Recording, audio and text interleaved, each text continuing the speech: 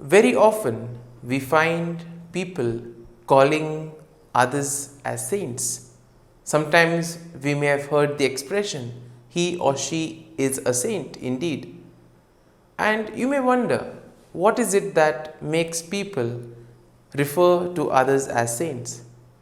Is it the way they conduct themselves? Is it the way they reach out to others? And here we see that one of the simplest answers that we can give is people who live the gospel values, who follow the teachings of Christ, can be considered as saints, because we see that they do not live for themselves, but they live for others. They work for the upliftment and for the betterment of others. Today, we commemorate All Saints' Day. And therefore, in a way, we can reflect back on ourselves and tell ourselves that indeed all of us are called to be saints in our own small ways.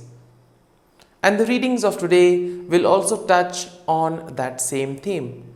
In today's first reading from the book of Revelations, we see that towards the end, we are told that we will be washed away of all our iniquity, and we will become white, will be clothed in white, because everything will be taken away by Christ who bore our sins. In today's second reading from the first letter of St. John, again we will have a similar example of how we are called to be children of God. And in today's gospel passage, we have the Beatitudes. In this way, the Beatitudes will tell us what we need to do in order to enter the kingdom of heaven. And therefore, as we read today's first reading, we come across this sentence, "They have washed their robes and made them white in the blood of the Lamb." Now, what does this mean, and how can we relate it in today's world? Well, let's find that out during today's episode of Tea Time with the Word.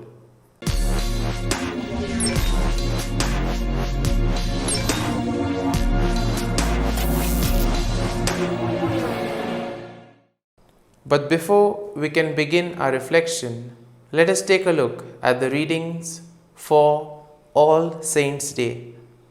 Today's first reading is from the book of Revelations, chapter 7, verses 2 to 4, 9 to 14. The second reading is from the first letter of St. John, chapter 3, verses 1 to 3. And the Gospel is from the Gospel of Matthew, chapter 5, verses 1 to 12a. And as today is All Saints' Day, we begin by asking the question, who can be regarded as a saint? Well, we see that generally all those whose actions are life promoting, they can be regarded as saints. All those who worked selflessly for the betterment of others can be regarded as saints. After all, as they lived, we see that they made a difference in the lives of others. When we look at the lives of the saints, we see that the saints were ones who lived for others. Some of them suffered great pain, some of them were martyred. And we see that some of them became martyrs for the sake of the faith.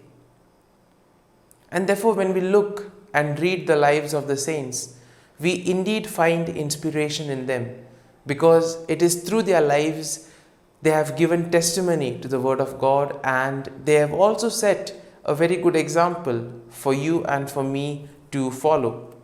And we see that the saints died for a cause that eventually meant the well-being of all. It simply means that as people of God, we are also called to live a saintly life, which can be lived outright in the middle of the secular world in which we live in. And if you take a look at the world around us, we can find so many people who indeed work for the benefit of others, who work for the upliftment of others. We have so many social activists who put everything on the line in order to help the marginalized, in order to be a voice for the voiceless. And today, in a very special way, we need to pray for all those social activists, all those people who silently, behind the scenes, work for a good cause. It is they who are making efforts in order to make this world a better place. And therefore, we may find many teachers, our ancestors, and many others who have been great exemplary models for each and every one of us. They all bore witness to Christ by means of their simple and humble lives. And by this, they always promoted the well-being of others. They all helped improve the state of their families and thereby the societies in which they lived. They tried to make the world a better place. And similarly, we may ask ourselves the question, in today's world, is it possible to live a saintly life? Though we have seen that there are many social activists, there are many others who try their best in order to live a saintly life through their words and through their deeds. But is there some prescription? Is there a way or some description on how to live a saintly life? Well, we see that the answer to that question lies in today's gospel, because today's gospel passage contains the Beatitudes. In other words, it contains all those attitudes that are necessary in order to become children of God, in order to enter the kingdom of heaven. Because the Beatitudes also contain the essential elements of the gospel values, which each and every one should strive to cultivate. And today's gospel shows us the way to attain holiness, sainthood, blessedness, because it calls us to be absolutely dependent on God.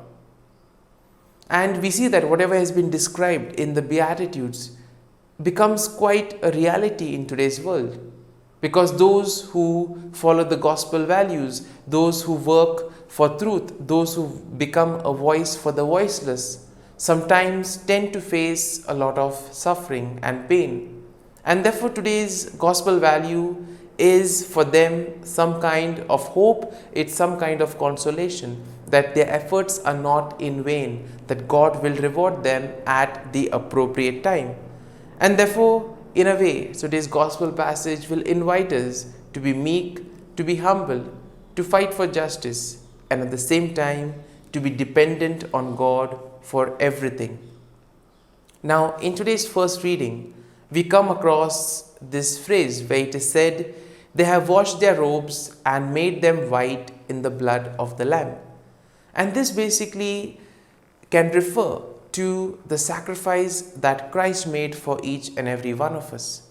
He took away our sins and cleansed us of all our iniquities. He has redeemed us from the slavery of sin.